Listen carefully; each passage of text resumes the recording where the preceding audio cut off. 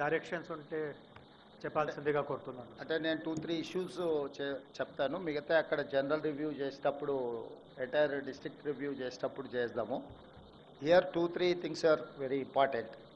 One is ఈ water flooding అవుతుంది కదా, ఏదైతే రెగ్యులర్ ప్రాబ్లం చెప్తున్నారో దాన్ని మొత్తం లైనింగ్ చేసి వాటర్ ఫ్లో ఎక్కడ ఉందో చూసి ఎంటైర్ సైట్ను కాంటూర్ లెవెల్స్ తీయండి.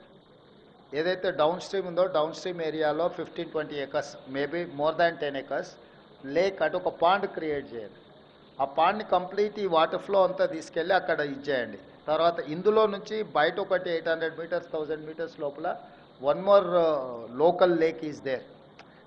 దాన్ని ఇంటిగ్రేట్ చేయండి. దాని దగ్గర కూడా ఇంకేమైనా ల్యాండ్ ఎక్వేషన్ ఉంటే చేసేసి దాన్ని ఇంప్రూవైజ్ చేసి దాని కెపాసిటీ కూడా పెంచండి.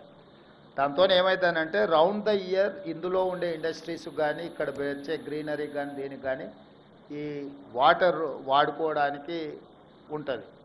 రెండో పాయింట్, ప్రకాష్ రెడ్డి గారు కొండ సురేఖ గారు ఈ లోకల్గా ఈ ప్లాట్ ఓనర్స్ అంటే land owners who have lost this land వాళ్ళకి ప్లాట్స్ ఇస్తామనేదో చెప్పారు.